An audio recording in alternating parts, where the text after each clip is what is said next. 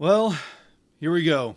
One final time for the 2024-25 season, the fourth of the Seattle Kraken. What's cracking, everybody, and welcome back to Kraken R&R, where, as I've said before, and not even that long ago, the Kraken and Kings only play two types of games. The not so interesting, low event, low scoring game, where most of it's just back and forth from one blue line to the other.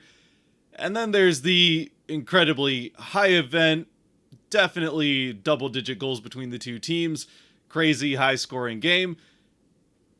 And at least for the last game of the season, that really meant nothing to either team other than the Kraken could really use a loss for draft ranking reasons.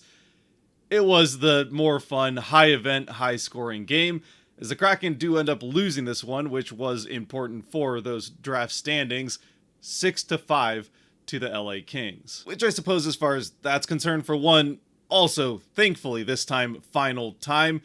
As far as what it means for the Kraken and those draft standings, it does lock them in with a regulation loss to either the 5th or 6th spot in the draft lottery, depending on what Philadelphia does in their last game. If they can pick up just 1 point in that last game against Buffalo on Thursday, then they'll jump the Kraken or stay ahead of the Kraken and in that 6th spot.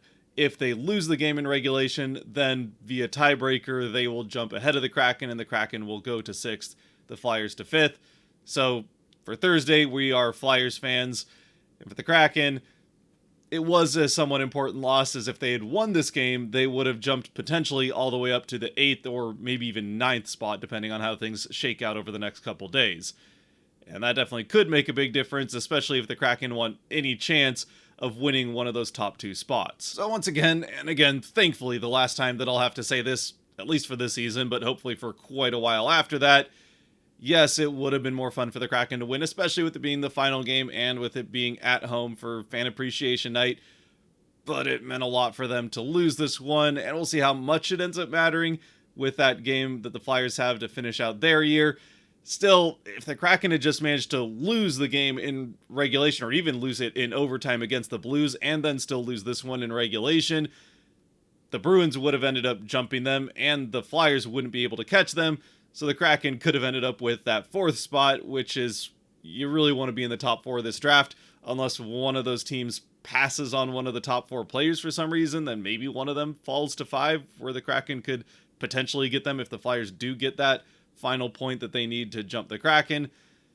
Either way, because the Bruins couldn't end up winning that last game of theirs in overtime, which, by the way, they did manage to force overtime by getting a late tying goal. But then of all people, with his first ever overtime winner of his career, ex-Kraken Brian Dumoulin won it for the Devils in overtime, clinching that the Bruins would get the 4th spot in the draft lottery. So thanks a lot, Brian. Appreciate that. But the Kraken at least managed to not win this game and not drop all the way out into that 8th or 9th spot, potentially. But with all that out of the way, and I will give one final update after that Flyers game for people that don't feel like paying attention to what happens in that game, and that's kind of understandable. The season is now over for the Kraken, but one of these postseason videos that I'll have here in the next week, after that game, I will tell you where the Kraken ended up in the draft lottery rankings, and we'll see what happens when that lottery rolls around here in a few weeks' time. And then obviously the draft itself once the whole season has come to a conclusion. But for now, let's get into this final game itself, where the Kraken do come up with a couple of different changes for the lineup coming into the game. Obviously, Decord in net for the final game, with Grubauer playing likely his last game for the Kraken in the previous one against the Blues. And then the other big change to the Kraken lineup is the NHL debut of Ville Ottavainen, as he comes up from Coachella Valley to play his first game on the blue line with the Kraken. And he had a fairly decent game. As we get to, he does have one pretty big moment in his career. But even regardless of that, it was still just fun to see another Kraken prospect make his NHL debut. Ottavainen, the 4th round pick of the Kraken in the inaugural draft. So now all 4 of their first 4 picks, with Matty Beniers has been here for a while, but then Riker Evans we've seen now for a bit. Ryan Winterton has played a handful of games here and there, and now Ottavainen makes it 4 for 4 with the top first 4 picks of the Kraken, all getting to make their NHL debut. And yeah, he, again, like I said, played a decent game and got to play alongside another defenseman and 2 other picks of that same draft for the Kraken. Well, I say alongside, he was paired with Alexiak and not Evans, but in the same defensive group for this game, obviously. But anyways, we do finally get into the game itself. The Kraken get off to a really good start, look eager to end the season on a high note in front of the fans for that fan appreciation night. They are controlling the game for sure, and aside from one good chance that the Kings get that Decord's able to make a save on, they really don't give LA much of anything, and to be honest, it didn't really seem like LA was trying all that hard to create much. Again, they have nothing to play for, and were even sitting a couple of their forwards that needed an extra day's rest before they head to the playoffs against Edmonton for the, what seems like, millionth time in a row.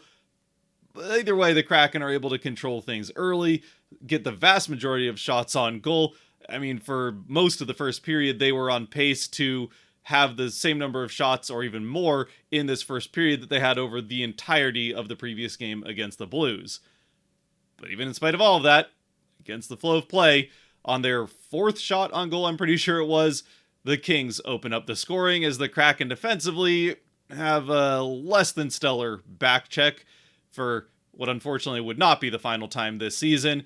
And it's a shot on goal that a guy working his way around Tolvanen is able to get a stick on and redirect it into the top corner near side past Decord. Really no chance for him, and the Kings with that early lead, which they would just expand on not even 2 minutes later as they quickly end up with their first power play of the game, and quickly on that power play end up making it count. After the Kraken fail a clear, it doesn't quite get across the blue line, the Kings whip it around back into the Kraken end, and it's a tic-tac-toe pass down to the side of the net where an unmarked player taps it in past Decord through the back door, and it's 2-0 Kings, in spite of everything that the Kraken did well through the first almost 15 minutes, 3/4 of this first period. They find themselves down multiple goals going into the second. And then the second period does not get off to a very good start for the Kraken, as pretty early on into it, Dunn ends up heading to the box for a slashing call, which, it has to be said, was a bit of a soft call. So Dunn, as is fairly common for players to do, really regardless of whether it was a soft call or an obvious one, but they tend to voice some displeasure with the official on their way to the box, and Dunn is definitely doing that here, mouthing off a bit to the official as he slowly makes his way to the penalty box, which who knows if it was a little bit more than usual, or if the official was just in a somewhat worse mood and less willing to put up with it than usual.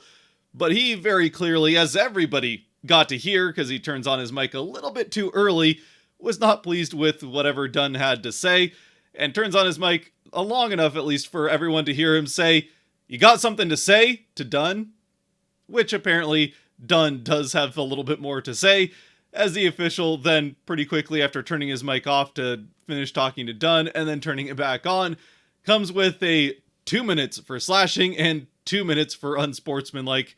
I don't think he said abuse of official, but sometimes they throw that in there for the emotional abuse of whatever the player has to say. In this case, though, it's a 4-minute double minor for Dunn. And while it definitely was not a good time in the game to take an extra dumb penalty like that, because it's the last game of the season and it really doesn't mean anything for either team, and heck, for the Kraken, it would be kind of nice if they did lose, so this does help in that way.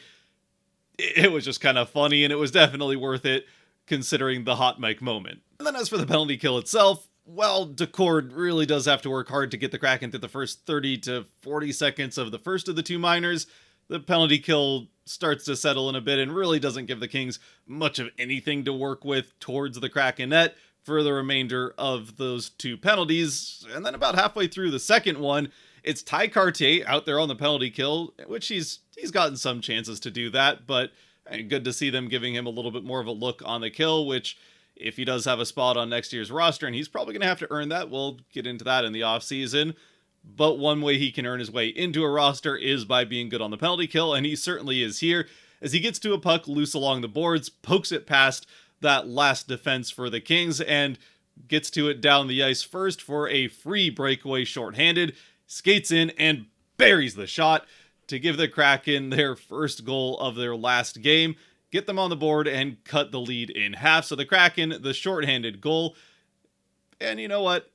Not only then, I suppose, was Dunn's penalty worth it just for the hilarity of that hot mic moment, it turns out to be worth it for the Kraken on the scoreboard. And then from there, as the Kraken finish the kill successfully, it's all Kraken through the middle part of the second period. They get a couple good chances at 5-on-5 that are answered by Riddick in net. But then the Kraken get a couple chances on the power play. The first one gets some shots off, but nothing terribly dangerous. Again, kind of the power play that we've seen here through the end of the season.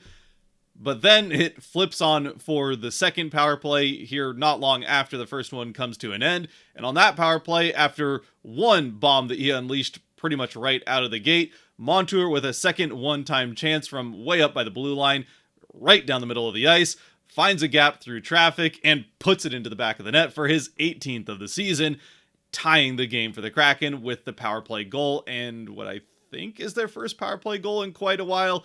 At least what feels like their first power play goal in almost a month. Now at this point, especially with the Kraken maintaining some momentum for the next couple minutes out of tying the game, it really does feel like this is going to be that double-digit 10th.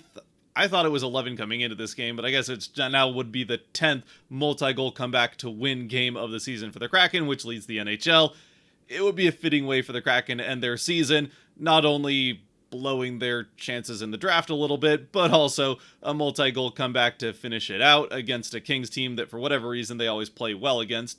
Now, in this particular case, the Kings certainly weren't trying their hardest as a team and certainly weren't putting out their best players available on the ice, but regardless, it would have been a very Kraken way to win. However, they then promptly at the end of the second period, just like at the end of the first, completely fall apart after having really controlled the period as a whole. And this time it starts with one of what was a handful, really most of LA's goals in this game, come from the Kraken just having absolutely no presence whatsoever around their own net. And in this particular case, Warren Foegele's able to use that to his advantage as he just takes the puck from down along the boards behind the Kraken net, sees that there's nobody other than Decord anywhere near the crease, so he just makes a power move from behind the net, circling up in front, and then throws the puck to the far side off the backhand. It gets just past Joey's toe and into the net, as he has way too much empty space, uncontested. There's not even a Kraken player to get vaguely in his way, as Dunn's just kind of standing at the top of the crease watching this happen. There's, probably Larson out to the side that also ends up getting skated past as this power move is made. But for Foegele, it's way too easy, and the Kings take the lead right back. Now the Kraken do have a pretty good response shift and nearly end up tying the game back up at 3, but then immediately back the other way after the Kraken aren't able to tie it up. The Kings with a rush chance, an odd man chance, and the lone Kraken back, Brandon Montour, which at least there is a lone Kraken back this time. He does everything he can, but he's still unable to block the pass that gets across from one guy to the other. Still, Decord is able to make the save, a very nice save on that 2-on-1 rush, especially with the pass getting through. And then Montour tries to clean it up, but again isn't quite able to get his stick on it. And then Beniers overskates it, so the puck sitting out in the crease. Well, the guy that made the initial pass as the rush came down stopped, and with nobody else on that far side to challenge him, he gets his stick on the loose puck first and bangs it past Decord to give the Kings back the multi-goal lead. It's now 4-2 late in the second, and that is how we would head to the third, with the Kraken for the second period in a row having a late collapse and giving up 2 goals. But still, though, the game felt far from over as going into the third. Not only have we seen the Kraken have a number of multi-goal comebacks this season, but a lot of them have happened in just the third period alone, as that has been the best period all season long for the Kraken. But this time, they get their collapsing in the period done early, as pretty much it just feels like the end of the second continuing into the third, and it's not long into it that the Kings extend the lead to 5-2, as once again, it's a Kings player who may as well have been invisible once he gets within 5 feet of the net, and it's a pass from up in the high slot that's pretty well defended, bunch of Kraken players around that, but it still gets down to the side of the net where the Kings player there is completely all alone and has absolutely no trouble putting the puck into the net past Decord, who was up taking the angle away from the shot. And, well, yeah, it's not his job necessarily to be responsible for a guy that really should have been defended by at least 1, if not 2 Kraken players.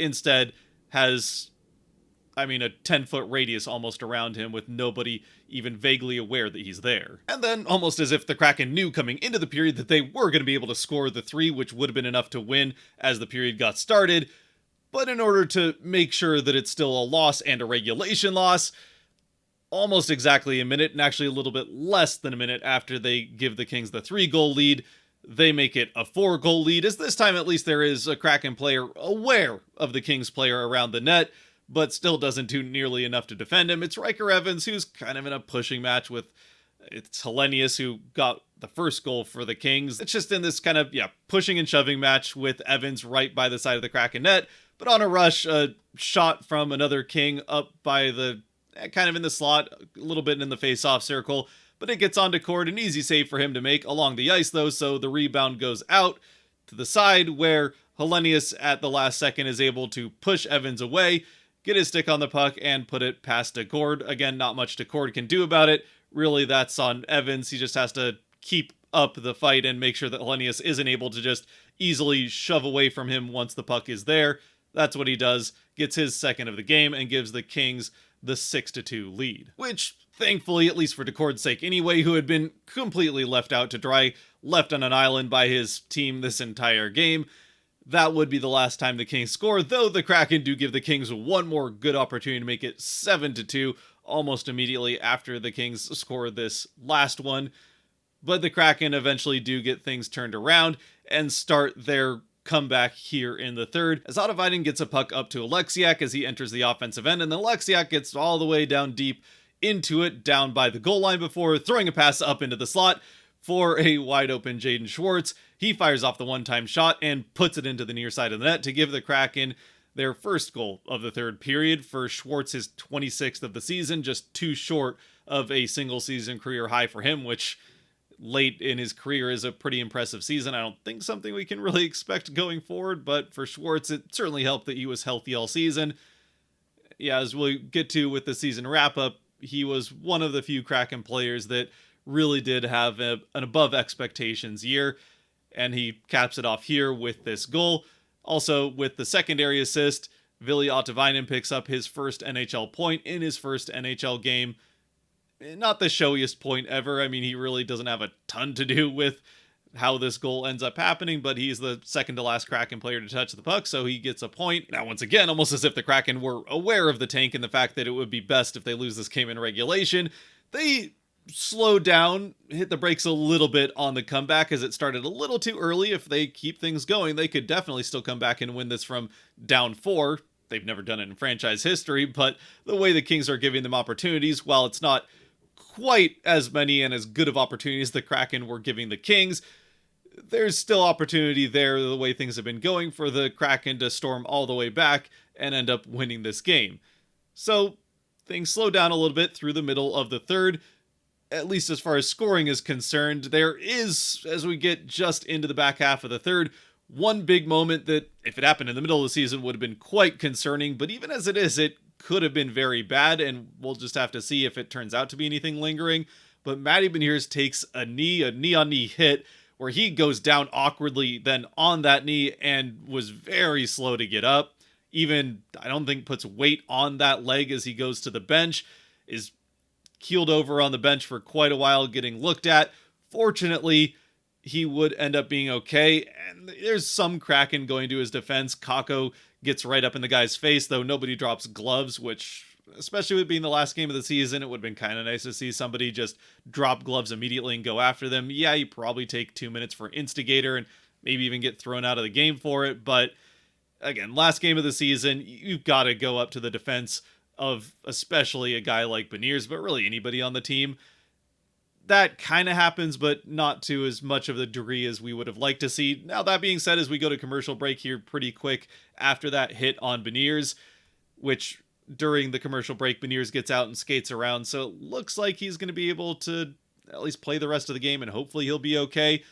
But during that commercial break, John Hayden was right out on the ice and clearly trying to get the guys to agree to a fight. I mean, whoever laid the hit, I can't remember who it was that laid the hit on Beniers, but he's trying to get them to agree to a fight. Unfortunately, the officials didn't seem to be allowing any of it.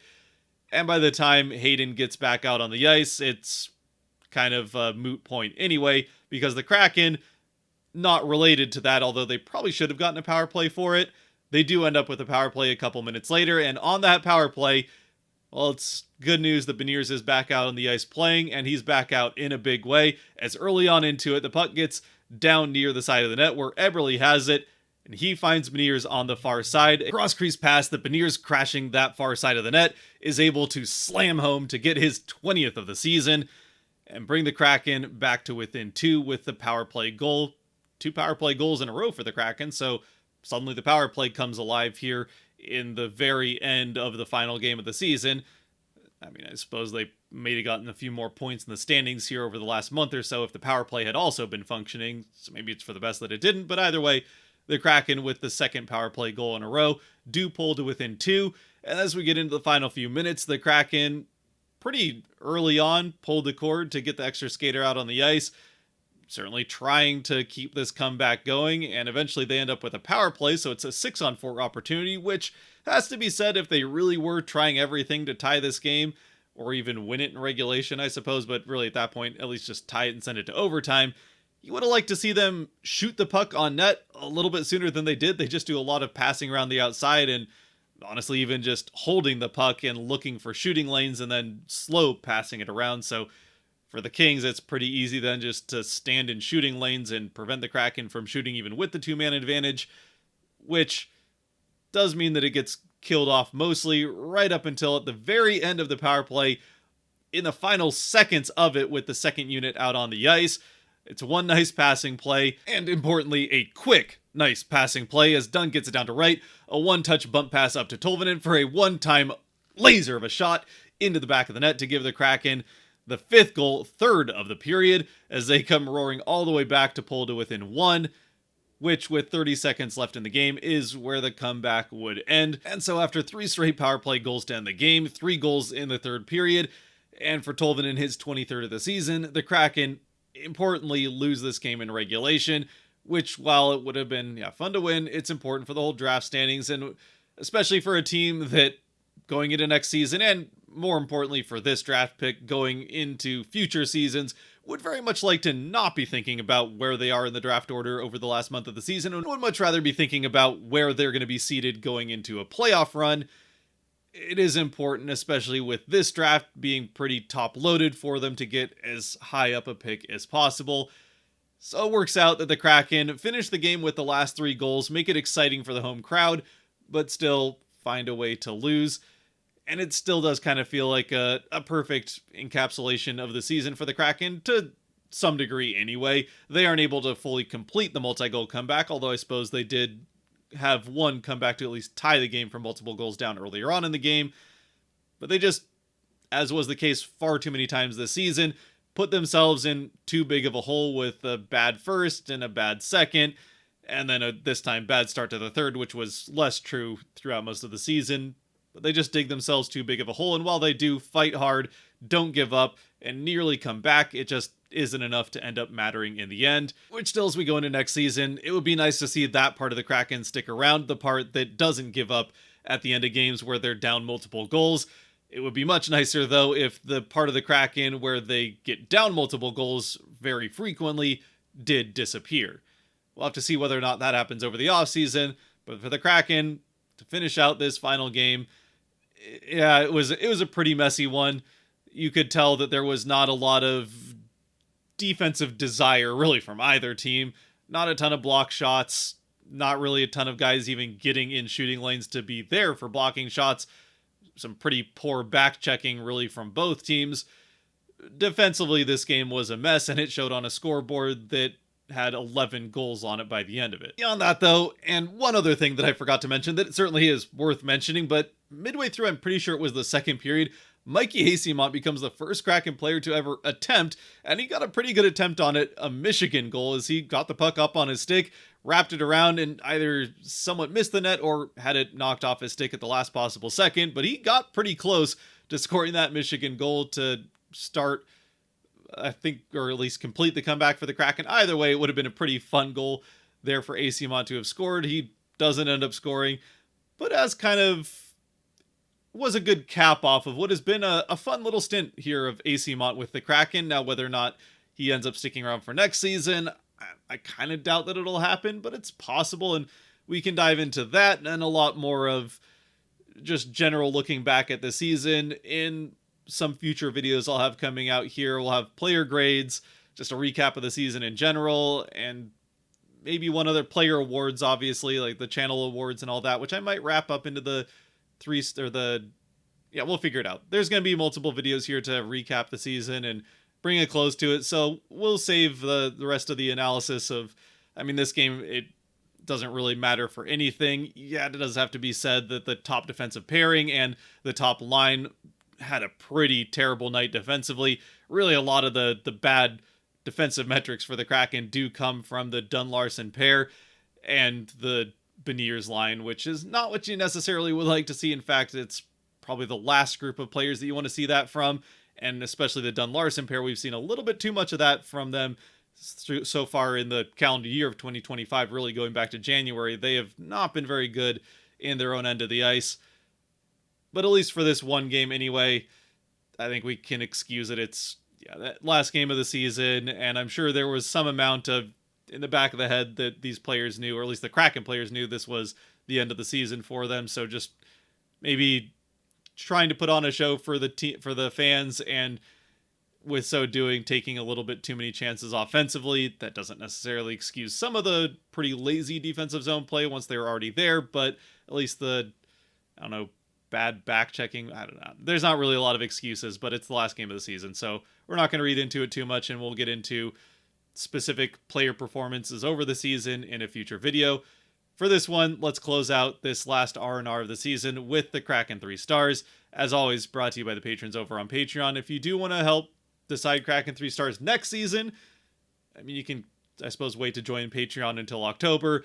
But if you want to help decide maybe what videos I do over the summer as far as 101s or maybe some other videos, and I still do have to finish the 6th hockey history video, which I was supposed to have out at the start of this last season, but yeah, life is busy with 2 small children, so it didn't quite happen, but I'll be finishing that one up. That'll be my first priority once we get these end of the season videos done. Which, as far as those end of the season videos are concerned, one of them, this is your last chance, at least for this season, to join so you can be a part of deciding who the Kraken awards for the channel are. Generally speaking, I would probably personally agree with the awards they handed out, but if you didn't see that, or you'd like to have a different say on one of them, now's your chance to join Patreon, and I'll put up polls here in the next day or so, and we'll get those awards out sometime here over this next week. I haven't decided exactly which order I'm going to do those videos in. I'll probably start with player grades and go from there, but yeah, we can figure that out over this next week, and at least for now, yeah, let's get to those 3 stars before I completely go off the rails here with my train of thought, which is already got one wheel off the track anyway. Honestly, it's kind of hard to even narrow down some stars in this game. The Kraken do score 5 goals, but they were very spread out. They play horrendously defensively, and a lot of that bad defense came from some of the guys I would otherwise give stars to, but I think Jordan Eberle will get the first star. I mean, the new captain might as well end the season with the captain getting the first star of the game, and he addressed the crowd afterwards. Wasn't a very long address, basically just saying thank you to the fans, and we're going to do everything we can to make sure this isn't the end of the season next year. So, yeah, kind of what you'd expect from him. And yeah, I mean, has the primary assist on Beniers' 20th of the season, and I would have given Beniers a star if he hadn't been, well, had one of his worst defensive games in a Kraken jersey so far back the other way, but he does get to 20 goals on the season. We would maybe like a little bit more, but 20 goal season is all right for now, I suppose, especially with him generally playing very well defensively, and we'll get into that again with player grades and all that. Second star, I'll go with Ville Ottavainen. Why not? He gets his first NHL point in his first NHL game, and really wasn't, I don't think, majorly responsible for any of the big defensive breakdowns for the Kraken. He was on the ice and in some way, I suppose, responsible for the first Kings goal, but aside from that, he and Alexiak were not the problem defensively for the Kraken. And then the third star, again, it's tough to narrow down. I almost want to give Decord a star, even though his stats look horrible, just for having to endure through one of the worst defensive games from the Kraken this entire season. And in some ways, I mean, it's almost fitting that Decord should get a star, but it's still a tough game for him. So, you know what? I'll go with Eeli Tolvanen. He scores the last goal, gets his 23rd of the season, which is a career high for him. So a good season, a good end to a good season for Tolvanen, at least offensively anyway. Defensively, it's been up and down, but that's kind of been true of the entire team. So yeah, we'll go with Tolvanen as the third star. So Eberle, Ottavainen, Tolvanen. And let me know what you think in the comment section. If you'd have 3 different stars, what videos you'd like to see come out here at the end of the season. Well, again, player grades for sure, player awards for sure, and some other general recap video. We'll definitely get those 3 out. But if there's some other ideas that you have, throw them out there, and I'll see what we can make happen here over the next week, and then even the next couple of months while the playoffs happen. We have some downtime that we'd rather not have to take advantage of. So yeah, let me know down in the comments what you might like to see over the course of the summer, and maybe from the team what you'd like to see over the course of the summer, and what changes you'd like to see them make going into next season. For now, though, one last time, thank you very much for joining. Thank you for working through the season. I mean, I can tell by view counts that the interest has waned here over the last month of the season, but for those of you that have stuck with at least the majority, if not all of these R&Rs, very big thank you to you. I have to admit that there's definitely part of me that's glad it's over. Leaving the arena, I felt a little bit sad knowing that it's going to be almost 6 months before I'm back in there with ice out and for a hockey game. Which, I mean, I gotta say, last season I just didn't necessarily feel that way. I was really ready for last season to be done. It just dragged on. I mean, part of it was that the team was losing and not losing fun. Whereas this season, they were losing, but they were losing fun. They were having these comebacks. You always felt like they were in the game unless they were down like 5 goals in the third. Yeah, they just always had that extra fight, and you always felt like they were, at least there was a chance that they were going to try to come back in the game and make the end of it entertaining to watch, as opposed to last season where they didn't have a single multi-goal comeback. So if they're down 2 in the second period, midway through it, you already knew the game was over and felt like you could turn it off. And that's kind of how last season felt. Midway through it, you knew it was over and you kind of wished you could turn it off. So yeah, this season they were just a much more interesting team, even if the standings, they were not that much better. And I'm not gonna lie, once we get into the last couple weeks of the season, I did get really tired of having to talk about the draft standings, which I felt like was still important to talk about, especially with nothing else relevant to the Kraken other than how the young players were playing. But even that, when you have games where they're, I mean, not doing much notable other than like the first line's playing well but not scoring. Wright continues to play well offensively, but has a defensive mistake or two throughout the course of a game. When there's not that much different happening game to game, I mean, it got tiresome. So by the end of it, I mean, I'd much rather the Kraken were playing meaningful games and we could be talking about where they're going into the playoffs and what team they're going to be playing against and that kind of stuff, like we did a couple seasons ago and hopefully will next season and going into the future.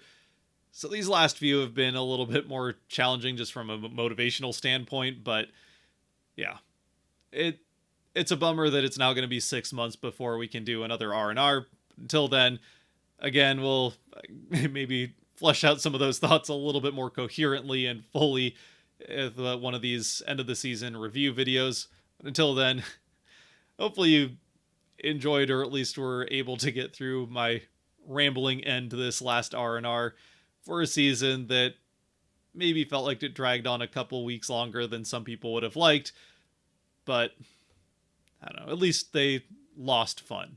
And they lost this game fun. And hopefully we'll not be losing a lot more games. Certainly not as many as they did these last couple of years in years to come. Until then, though, stay safe out there. Be good to each other. God bless and go Kraken.